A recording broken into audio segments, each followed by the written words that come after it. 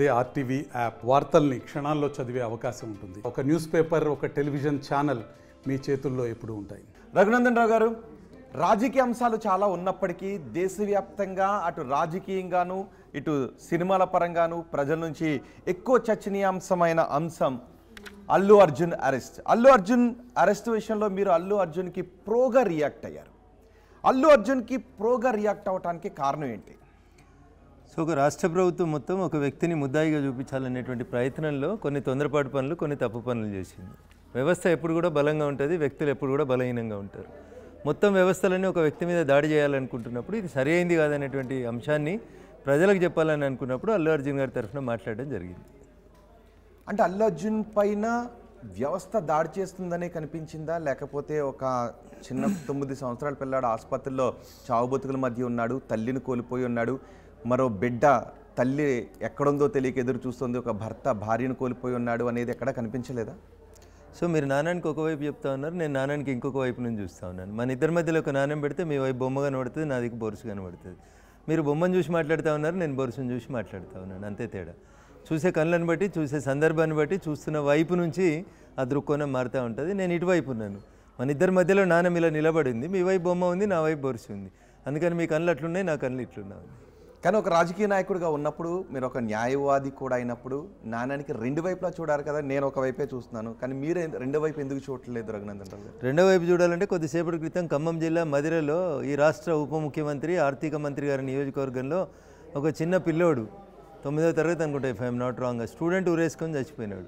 నేను అడుగుతున్నా మీ ద్వారా, కోమటిరెడ్డి వెంకటరెడ్డి గారు బయలుదేరి మరి ఆర్థిక మంత్రి కదా, 25 లక్షల చెక్ తీసుకుపోయి ఆ కుటుంబానికి ఇచ్చి ఆదుకోండి. మరి ప్రతి చావుని రాజకీయ కోణం లోపల చూడాల్సిన అవసరం లేదు. సాంఘిక సంక్షేమ హాస్టళ్ళు, గురుకులాలు ఎవరు పంపిస్తారు అక్కడికి పిల్లల్ని?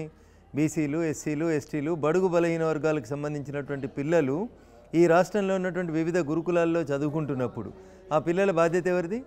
రాష్ట్ర ప్రభుత్వాన్ని కాదా? సినిమా చూడడానికి వచ్చి తొక్కిసలాట జరిగి చనిపోతే సినిమా హీరో ఎట్లా బాధ్యుడవుతాడో, గురుకులాల మీద ఎవరి మీద విశ్వాసం ఉంచి పిల్లల్ని తల్లిదండ్రులు అక్కడికి పంపించారు? రాష్ట్ర ప్రభుత్వం, అధికారంలో ఉన్నటువంటి ముఖ్యమంత్రి వారి పాలన మీద విశ్వాసం ఉంచి ప్రజలు గురుకులాలకు పంపించారు. ఇందాక చనిపోయినటువంటి మదిరతో లెక్క పెడితే 58 మంది విద్యార్థులు. ఈ ప్రభుత్వ హత్యలు కావా? ఇవెందుకో కనబడతలేవు మీకు? సినిమా హీరో, పంచాయతీ, పుష్ప, ఇదేం పంచాయతీ? ఈ 58 మంది గురించి అసెంబ్లీలో మాట్లాడాల్సింది ముఖ్యమంత్రి. 20 నిమిషాలు కాకపోతే 58 నిమిషాలు మాట్లాడాల్సింది. ఇది నా దృక్కోణం. మీరు అటువైపు ఉన్నారు కాబట్టి మీకు అదే కనబడతా ఉంది అంటున్నాను. నేను అల్లు అర్జున్ నేను ఎప్పుడు సమర్థించలేదు. ఆయన చేసిన దాంట్లో తప్పులు ఉన్నాయి, ప్రభుత్వం చేసిన దాంట్లో ఇంకా ఎక్కువ తప్పులు కనబడుతాను. వ్యక్తుల తప్పుల కంటే వ్యవస్థ తప్పులు ఎక్కువ కనబడతా ఉన్నాయి అంటున్నా. ఒక పొలిటికల్ పార్టీగా భారతీయ జనతా పార్టీ ధర్నా, రాస్తారోక లేదా రేపు బంధుకు పిలిపించింది. ఏం చేస్తారు పోలీసు వాళ్ళు? అర్ధరాత్రి 12 గంటలకు మొదలు పెడతారు మా కార్యకర్తల్ని ప్రివెంటివ్ అరెస్ట్ అని అరెస్ట్ చేస్తారు. ఎమ్మెల్యేలను అరెస్ట్ చేస్తారు, ఎంపీలను అరెస్ట్ చేస్తారు, మాజీ ఎమ్మెల్యేలు, పార్టీ ప్రెసిడెంట్లు, మండల ప్రెసిడెంట్లు, బూత్ కార్యకర్తల దాకా అందరినీ ప్రివెంటివ్ అరెస్ట్ కింద అరెస్ట్ చేసేటువంటి సత్తా, సామర్థ్యం కలిగినటువంటి తెలంగాణ పోలీసు వాళ్ళకి ఒకవేళ సంధ్యా టాకీస్లో బెనిఫిట్ షోకి అల్లు అర్జున్ అనేటువంటి వ్యక్తి రావద్దని పోలీసు వాళ్ళు పర్మిషన్ ఇవ్వకపోతే ఎవరు ఆపినండి? బంజారాహిల్స్ ఇంటి గేట్ దాటకుండా ఎందుకు ఆపలేదు అల్లు అర్జున్ని? మేము వ్యవస్థ, పార్టీలన్నీ మా వ్యవస్థలు, ఊరికొక కార్యకర్త, ఊరికో 100 కార్యకర్తలు ఉండి వ్యవస్థల్ని నడుపుతూ ఉంటాం మేము. ఇంతమంది మమ్మల్ని ఆపే సత్తా ఉన్నటువంటి పోలీసు వాళ్ళకి ఒక్క హీరో గేట్ దాటకుండా ఆపడం చేత కాలేదంటే లోపం కాదా సార్ అది? రఘునందన్ రావు గారు, మీరు ఏదైనా ఒక ఆందోళన చేయడానికి వెళ్తున్నారు అంటే మిమ్మల్ని గేటు ముందే ఆపేశారు అంటే అనుకోవచ్చు, ఒక రాజకీయ నాయకుడు కాబట్టి. కానీ అల్లు అర్జున్ని ఒక ప్రభుత్వం టార్గెట్ చేసింది అంటే ఏ రాజకీయ ప్రయోజనాలు ఉంటాయని ప్రభుత్వం టార్గెట్ చేసే అవకాశం ఉంటుంది? మొదట తప్పు చేసిర్రు, తప్పుల్ని కప్పించుకోవడానికి టార్గెట్ చేసిర్రు. మై ఫస్ట్ క్వశ్చన్ ఈజ్, సంధ్యా సినిమాల్లో పర్మిషన్ లేదు. హైదరాబాద్ సిపి గారు గొప్పగా వచ్చి మీడియా ముందుకు వచ్చి ఏదో వీడియోలు చూపించి చెప్పిపోయాడు. సంధ్యా టాకీస్లో పర్మిషన్ లేదు. హీరో ఇంట్లోకి వెళ్ళి బయలుదేరుతుండు. హీరో గేట్ ముంగట 2 బ్యారికేడ్లు వేసి 4 కానిస్టేబుల్ పోయి, సార్ ఇది పర్మిషన్ లేదు, మీరు పోవద్దు, ఇబ్బంది అవుతుంది. ఇంగ్లీష్లో నానుడి చెప్తారు, prevention is better than cure అని, లేకపోతే స్టిచ్ ఇన్ టైమ్ సేవ్స్ 9 అని చెప్తారు. ఆ మాత్రం 2 కార్లు పెట్టి 4 కానిస్టేబుల్ అని పెట్టి ఇంట్లోనే ఆపితే అయిపోతుండే కదా. ఆపలేదు. ఇది మొదటి తప్పు ప్రభుత్వ పరంగా, పోలీసుల పరంగా. రెండోది, సంధ్యా టాకీస్ గేట్ కాడికి హీరో వచ్చిండు. బయట 10,000 మంది ఎవరు, 2,000 మంది ఎవరు, 100 మందే ఉన్నారు. అనుమతి లేకుండా సంధ్యాలు గేట్లు, సంధ్యా సినిమాలు గేట్లు తీసిర్రు. గేట్లు తీసేటప్పుడు లోపల యూనిఫామ్ ఉన్న పోలీసు వాళ్ళు ఉన్నారా లేదా చూడండి. యూనిఫామ్ ఉన్న పోలీసే గేటు గుంజుతున్నాడు నేను చూసిన వీడియోలల్లో. మీరు ఇల్లీగల్గా ఎక్కడైనా రోడ్ పక్కన కారు నో పార్కింగ్ జోన్లో మీరు కార్ పార్క్ చేస్తే ఏం చేస్తారు? అదొకటి వస్తుంది కదా, వ్యాన్ వచ్చి టో చేసి తీసుకుపోతుంది కదా. హీరో మీరు చెప్తే తినకపోతే హీరో కారులో ఉన్నప్పుడు టో చేసి తీసుకుపోనుంటివి. గేట్లు ఎందుకు తీసినావు సార్? గేట్లు తీసినప్పుడు లోపలికి 1000 మంది ఉరికొస్తారని తెలియదా? 100 మంది కానిస్టేబుల్ ఉండరాడా? 10 మంది కానిస్టేబుల్ అని ఉండరాడా? ఇగో ఇది వ్యవస్థలో రెండో లోపం. ఇవన్నీ పోయి లోపలికి పోయి ఆయన పోయి కూర్చున్నాడు. మీరేమో చెప్పినా అంటారు, ఆయన ఏమో చెప్పలేదంటారు. కానీ అల్లు అర్జున్ వస్తున్నాడు అనే విషయాన్ని ఫ్యాన్స్ అందరికీ తెలిసేలా చేయటం, అల్లు అర్జున్ రూఫ్ ఓపెన్ కార్లో పైకొచ్చి ర్యాలీగా వెళ్ళటం, ఇవి తప్పులు కాదంటారా? రోహిత్ గారు, నేను మళ్ళీ అదే చెప్తాను. నేను చూసే కోణాన్ని బట్టి ఉంటుంది.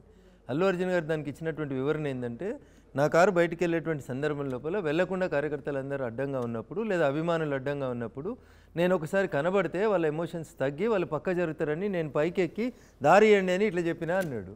నేను మళ్ళీ చెప్తా ఉన్నా, చూసే కోణం. మీరు అటు ఉన్నారు అంటున్నా, మీరు నాణానికి అటు ఉన్నారు, నేను నాణానికి ఇటు ఉన్నా. చూసే కోణాన్ని బట్టి అక్కడ ఉన్నటువంటి సంఘటనని మనం ప్రొజెక్ట్ చేయవచ్చు. మీరు చూస్తున్న కోణం కరెక్ట్ కాదు అంటున్నా. ఇండివిజువల్ని ఆపలేని తెలంగాణ పోలీసు వాళ్ళు పెద్ద పెద్ద ముచ్చట్లు ఎందుకు చెప్తారు రోహిత్ గారు? ఇంట్లోకి వెళ్ళకుండా కారు గేట్ తాళం అయితే అయిపోతుంది కదా, గోడ దుంకి ఏమైనా ఉరుకుతాడేంది సంజయ్ టాకీస్? రఘునందన్ గారు, మీరు 2 ఫేసెస్ కాయిన్ గురించి చెప్తున్నారు, కానీ అక్కడ రెండు కోణాలు కదా, క్యూబ్ ఉంది. ఆ క్యూబ్ లో కూడా మీరు చూపించని కోణం కూడా ఇంకొకటి ఉందని చెప్తారు. ఎందుకంటే బీజేపీ నేతలు సినిమా పరిశ్రమను తమ వైపు తిప్పుకోవడానికి కొన్ని ప్రయత్నాలు చేస్తున్నారు. అందులో భాగంగానే మోదీ కూడా ఎక్కడికి వెళ్ళినా సినీ ప్రముఖులను కలుస్తున్నారు. హైదరాబాద్ వచ్చిన సినీ ప్రముఖులను కలుస్తున్నారు. ఇక్కడ కూడా అల్లు అర్జున్ని సపోర్ట్ చేయడం ద్వారా సినీ పరిశ్రమను మీ వైపు తిప్పుకోవాలి అని ఒక ప్లాన్ చేస్తున్నారు అనే 50 సంవత్సరాల కాంగ్రెస్ వాళ్ళ చరిత్రలో పెద్దల సభకి, రాజ్యసభకు పంపడానికి కాంగ్రెస్కు 100 అవకాశాలు ఉన్నాయి. కాంగ్రెస్ ఏం చేసింది, మేమేం చేస్తున్నాం? మేము హీరోయిన్లను తీసుకుపోలేదు రాజ్యసభకి. పెద్దల సభలకు మేము తీసుకుపోయింది ఒక సంగీత విద్వాంసుడు ఇళయరాజా గారిని తీసుకుపోయినాం, లేకపోతే ఒక పరుగుల రాణి పీటీ ఉషా గారిని తీసుకుపోయినాం, లేకపోతే RRR మూవీ మేకర్ వాళ్ళ తండ్రి రాజమౌళి గారి తండ్రి విజయప్రసాద్ గారిని తీసుకుపోయినాం. ఇది మేము పెద్దల్ని గౌరవించుకునే విధానం. మీ కోణం ప్రతి దాంట్లో ఆర్థిక కోణమే. నీ ఇంటికి వస్తే ఏమి ఇవ్వాలి, నా ఇంటికి వస్తే ఏం తేవాలి, ఇది కాంగ్రెస్ ధోరణి. మా ధోరణి పెద్దల సభని గౌరవించుకునేటువంటి పెద్ద వ్యక్తులను తీసుకుపోయి అక్కడ పెట్టి సమాజంలో ఉన్నటువంటి అన్ని రకాలైనటువంటి కళలు, కళాకారులను ఎంకరేజ్ చేయడం మా కల్చర్. దానికి సినిమా రంగం ఏముందండి? RRRకి ప్రైజ్ వచ్చింది, మేము ఇచ్చినామా? ఆస్కార్ వాళ్ళు ఇచ్చిర్రు వాళ్ళ పాటకి చూసి. అది కూడా నరేంద్ర మోడీ గారు తప్పేనా? మంచిని మంచి అనడం మా సంస్కారం. మీరు మంచిని చూడలేకపోవడం మీ దుర్బుద్ధి. రఘునందన్ రావు గారు, ఒకవేళ అదే అంటే మీరు ఇక్కడ అల్లు అర్జున్ వైపు ఉన్నటువంటి కోణాన్ని నేను చూస్తున్నానని మీరు చెప్తున్నారు. కానీ వాళ్ళ మామ Pawan Kalyan, AP deputy CM Mohan Babu గారు చేసింది కూడా తప్పని చెప్పిన. మీరు వినకపోతే నేను ఏం చేయలేను. ఒక జర్నలిస్ట్ మీద దాడి చేయడం దుర్మార్గము అని చెప్పిన, హత్యాయత్నం కేసు పెట్టాలి అని చెప్పిన, వెంటనే మోహన్ బాబుని అరెస్ట్ చేయాలి అని చెప్పిన. ఎందుకంటే నేను రిపోర్టర్గా పనిచేసిన కాబట్టి రిపోర్టర్లు దిక్కు ఉండాలనుకున్నా. మీకు ఏ కోణం లేకపోతే ఎట్లబ్బా? ఏదో కోణం తీసుకోర్రి. మరి అక్కడ మోహన్ బాబు తప్పు చేస్తే తప్పు అన్న, ఇక్కడ ప్రభుత్వం తప్పు చేస్తే తప్పు అన్న. అందరికంటే ముందు నేను ఖండించిన, అందరికంటే ముందు నేను బయట ఇచ్చిన. పవన్ కళ్యాణ్కి రేవంత్ రెడ్డి చేసిన దాంట్లో ధర్మం కనిపిస్తోంది, చట్టం కనిపిస్తోంది. ఎందుకు అంటే లైలాన్ చూడాలంటే మజ్ను కళ్ళతోటి చూడాలి. పవన్ కళ్యాణ్ కళ్ళతోటి చూస్తే ఆయనకేం కనబడదో నాకేం తెలుస్తుంది? పవన్ కళ్యాణ్ కూడా నా కళ్ళతోటి, మీ మిత్రపక్ష నేత కాబట్టి పవన్ కళ్యాణ్, మీరు మనిషే నేను మనిషే, మీరు మనిషే నేను మనిషే, ఇద్దరికి అవే 2 కాళ్ళు ఉన్నాయి, ఇద్దరం గట్లే నిల్చున్నాం. కానీ ఇద్దరికి వేరు కనబడుతుంది కదా. ఒక సంఘటన పట్ల ఒక మనిషి ఎట్లా స్పందిస్తాడు అనేది ఆయన ఇష్టం. అది ఆర్టికల్ 19 ఫ్రీడమ్ ఆఫ్ స్పీచ్. ఆయన ఇష్టం ఆయన మాట్లాడితే, నా ఇష్టం నేను మాట్లాడతా. Is not our party boss, is not our party president. ఆయన అభిప్రాయం ఏం చెప్తారు, వారి అభిప్రాయం నేను గౌరవిస్తాను, నా అభిప్రాయం నేను చెప్తాను. మీకు నచ్చితే గౌరవించరు, లేకపోతే లేదు. What is wrong in it? మరిన్ని వీడియోస్ కోసం ఛానల్ ని సబ్స్క్రైబ్ చేయండి. లేటెస్ట్ అప్డేట్స్ కోసం వాట్సాప్ ఛానల్ ని ఫాలో అవ్వండి. ఆ లింక్ డిస్క్రిప్షన్ లో ఉంది.